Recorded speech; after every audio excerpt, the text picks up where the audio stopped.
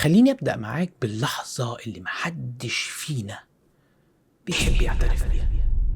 لحظة كده بتيجي في حياتك لما تفتكر إنك أنت كنت تعرف نفسك كويس، وبعد ما حسيت إن أنت خلاص بقيت مختلف، وبعد ما وعدت نفسك كتير جدا إن المرة دي غير، وبعد ما عدت أيام وأسابيع من الالتزام، فجأة بتلاقي نفسك راجع تاني للحاجة اللي كنت بتجري منها. نفس الغلط، نفس العادة، نفس الهروب، نفس الإحساس القديم اللي كنت بتحس بيه. وقال يعني كنت فاكر إنه انتهى. وهو مش الإحساس بإنك انت تبقى زعلان أو متضايق أو حاسس بالفراغ زي ما كنا بنقول في الفيديو اللي فات، لا خالص. بتحس إنك انت مشمئز من كل حاجة بتعملها. شعور الاشمئزاز المختلف اللي يخليك تقول لنفسك يا هو هل ممكن بعد كل الوقت ده أنا كنت بضحك على نفسي في إن أنا بتغير؟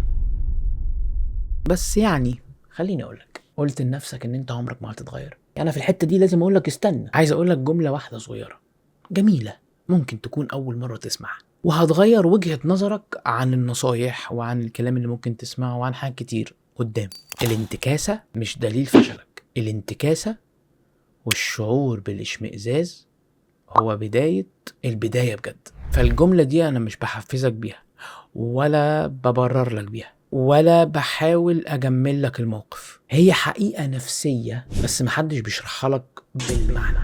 احنا طول عمرنا متخيلين أو بيبان لنا إن التغيير ده طريق مستقيم، قرار وبعده التزام ونجاح. ده اللي احنا بنسمعه عنه في التغيير، لكن احنا كبشر وكإنسان مش بنشتغل بالشكل ده. الإنسان بيشتغل في دواير، في منحنيات، فاهمني؟ يعني شد وجذب، قرب وبعد كده. ده الإنسان، ولازم تبقى حياته كده عشان بجد يتغير. فعشان نرجع نقولها تاني، انت جسمك مش ضعيف، انت بس متعود على القديم. انا بقولك هنا جسمك مش عقلك، لان جسمك متعود على مسار معين، طريق معين كان بياخده دايما. علشان الفكرة كلها انك انت لما بتتوجع وجع انت متعود عليه مش بيفرق معاك، هيبقى احسن من الراحة المجهولة اللي انت لسه ما تعرفهاش. العقل بيميل للمألوف والمعروف حتى لو كان بيوجع. فانا عايزك تتخيل معايا كده شخص عاش طول حياته في ضلمة، حتى لو النور احسن الضلمة كانت مفهومة، واول ما النور بيتفتح تلاقي ايه ده، عيني بتوجعني، فيرجع يقفل النور تاني. بس مش لانه بيحب الضلمة، هو بس لانه عينه ما تعودتش على النور. فالانتكاسة هنا ان جسمك بيحاول يرجع للنور اللي كان بيحس معاه بالامان. فانا مش جاي اكلمك النهارده في ان انت وقعت وحصلت انا جاي اكلمك في تعمل ايه لو وقعت. بعد ما وقعت، في ناس بتقول بعد ما وقعت، واتمنى تكون واحد منهم، انك انت انسان وعادي حصل خير وانا مكمل. وفي ناس، واتمنى ما تكونش منهم، تنتكس وتقول انا فاشل.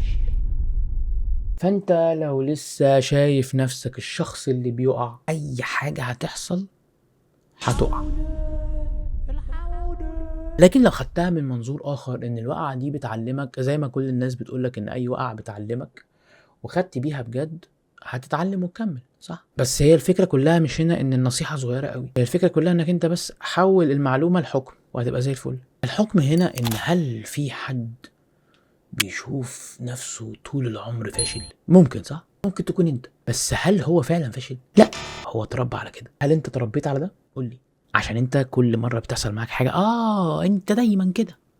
فاكر فيديو الهوية؟ انت دايما كده، هو كده، انا كده، ده اللي دايما بيحصل كده، مش مهم، عادي، هو انا كده. خلوك زي ما احنا قلنا انك تقتنع ان الغلطة طبيعية ومنك انت. فالمشكلة كلها مش بتبقى في الوقوع اللي بيتقالك عندما يحدث هذا الوقوع، المشكلة بتبقى في الجملة نفسها اللي اتقالت لك وقتها، مش في المشكلة الأساسية اللي حصلت أصلا. وكمان ايه ده، انت رجعت زي ما كنت مصيبتي. تخيل بقى ان الجملة دي اخطر من اي انتكاسة واي عادة انت بتفكر تغيرها، لانها بتسحبك كده من اللي انت فيه والحاضر والحلاوة اللي انت كنت فيها، وهوب بتخ في ثانية ترميك للماضي وتنسيك المستقبل. فالانتكاسة الكبيرة بعد ما عديت فترة الفراغ والفيديو اللي فات بتيجي في اوقات معينة بس، وبتبقى كده عارف عاملة زي زرار غلطة وقعت فيها لبست. وبالذات بتجيلك بعد انجاز او فترة التزام طويلة قوي، او بعد ضغط نفسي شديد كنت بتحاول تثبت على اللي انت فيه، او بعد وحدة كبيرة قوي انت مريت بيها. وبالذات بقى قوي قوي قوي اول ما تجيلك انت عاشت انك انت بجد بقيت شخص جديد. لان دايما وكلنا متأكدين من ده ان التغيير مش مريح. محدش فينا بيرتاح لما بيغير اي حاجة في حياته ابدا، لان دايما التغيير يا باشا محتاج طاقة، والمخ دايما بيدور على اي حاجة فيها مقاومة قليلة، وانه ما يقعدش يفكر كتير، وانه كفاية انا عارف ان ده هيتعمل فده اللي هيتعمل. تخيل كده معايا انك ماشي في طريق طويل كله طين، انت متعود انك تمشي في الطريق ده، حتى لو حاولت تمشي في اتجاه تاني ممكن يبقى اريح لك انك انت ما تدوسش في طين، هتلاقي نفسك من نفسك رجلك تلقائيا ماشية تمشي للطريق ده.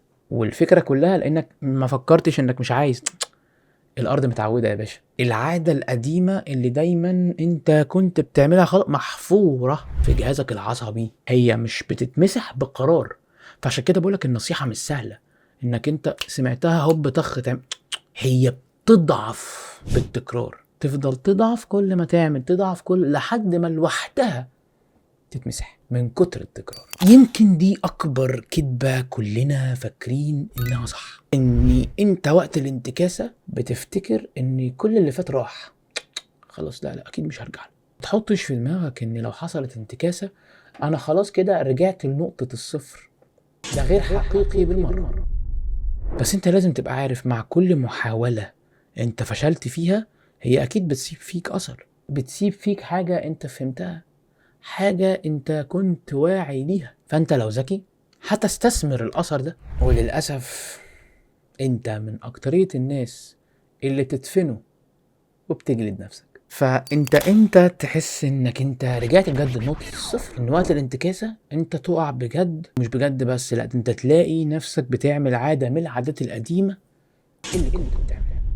انا عايزك بس تجرب تسأل نفسك وقت الانتكاسة انت محتاج ايه واعمله، بس ما تكونش حاجة انت كنت متعود عليها، حاجة جديدة انت ضفتها ولسه بتتعود عليها. فتخيل معايا كده ان في واحد كل شوية يقع بطريقة مستمرة وكبيرة، كل شوية، وكل مرة يكره نفسه اكتر. في مرة هو قاعد بيجلد نفسه قرر انه ما يجلدهاش ويفكر وشوف التفكير ده هيوصله لايه. لقى نفسه ان بعد كل وقوع بيجيله مثلا بعد وحدة او نجاح كبير او التزام. فلاحظ ان المشكلة ما كانتش في الارادة، المشكلة كانت في الاحتياج. كان محتاج راحة شوية من الهروب اللي كان بيعمله والالتزامات والتغيير، كان محتاج انه يتكلم شوية، ما يبقاش منعزل وبيتغير. فالانتكاسة احيانا بتبقى رسالة ليك انت مش واخد بالك منها، رسالة ممكن تكون بتقولك انت بقالك كتير يا باشا قاسي على نفسك، اهدى، انت مش سايب مساحة للغلط،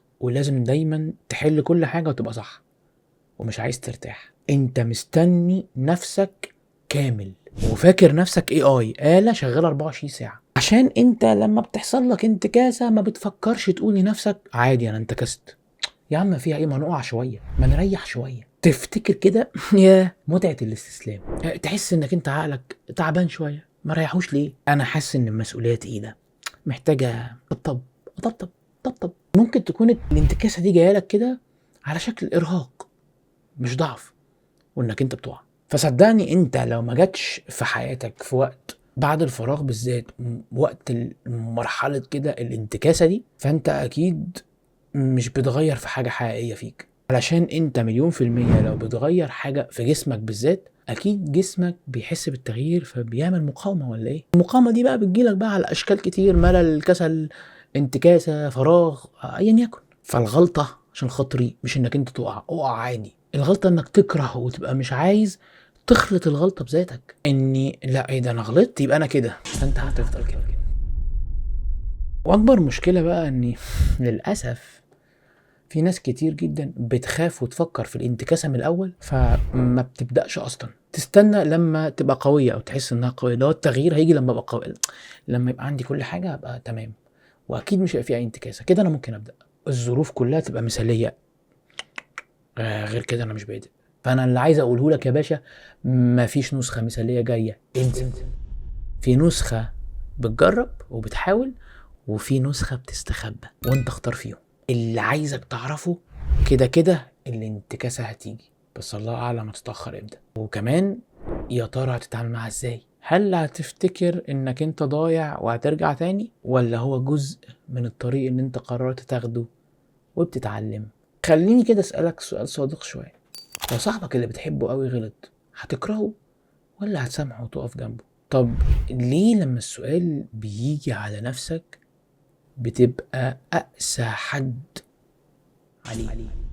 هل انت فاكر ان القسوة دي هتظبطك؟ القسوة بتبقى خوف انت بتتنكر فيه مش اكتر. زي ما سامحت صاحبك كنت ممكن تسامح نفسك وتكمل. وافتكر كويس جدا ان اللي بيجلد نفسه بيتكسر. لازم تفتكر دايما ان الانتكاسة مش ضعف الإرادة، الانتكاسة هي ضعف المعنى اللي مش واضح قدامك، اللي انت محتاج تفهمه. فانا عايزك تفتكر جملة حلوة جدا وكويسة قوي، ان انا مش ببدأ من جديد، انا بكمل من حتة انا وقفت عندها مش اكتر. الفرق ممكن تحسه بسيط في الكلام، بس صدقني بيختلف جدا في الاحساس. انت مش شخص بيقع، انت شخص بيحاول يطلع من حاجة كانت ماسكاه بقالها سنين كتير. واكيد طبعا زي ما احنا عارفين ان الخروج من السجن شيء صعب اكتر من انك انت هتعيش جواه. ولو حسيت بعد الانتكاسة بتوهان، بوحدة، بعزلة، ده شيء طبيعي، مفيش مشكلة، بس المهم انك تطلع منه. لانك في النص لازم تفتكر انك انت مرجعتش للقديم، وانك انت لسه واقف في اول ولا نص ولا ربع الجديد. فاللي انا جاي اقوله لك كمل، عشان احنا هنفضل مكملين حتى وانت تعبان. كمل وانت مش واثق، والثقة هتيجي لوحدها. كمل وانت خايف، الخوف ده هيروح، لان طول ما انت مكمل صدقني عمرك ما هتقع. واللي بيكمل عارف ليه انت بتكمل؟ عشان كل مرة بتقع فيها ما بتعرفش تكره نفسك، فبتكمل. ومن غير ما ترجع لأي حاجة قديمة هتفضل مكمل، ومن غير ما تصدق أي صوت جواك بيقولك انت كده كده. وعشان انت مش كده فانت إنسان وهتفضل مكمل. وعشان احنا هنفضل مكملين، نيجي هنا عند نهاية الفيديو. ان شاء الله يكون عجبكم وتكونوا استفدتوا، وان شاء الله دايما نكون عند حسن ظنكم وتكونوا بجد مكملين السلسلة للآخر. اتمنى اكون بشرح كل فكرة صغيرة ممكن تكون بتيجي في دماغك بشكل مختلف تخليك احسن، وتكون بجد بتحصل تغيرك وتفضل ثابت كده ومكمل، عشان انا بحبك وافضل مكمل. معاكم محمد صالح موكا بيحاول يكمل زي ما انتم مكملين. متنساش تعمل لايك وسبسكرايب وتفعل زر الجرس عشان يوصلك كل جديد اول باول. يعني اشوفكم ان شاء الله في فيديو جديد زي ده حلو المره الجايه.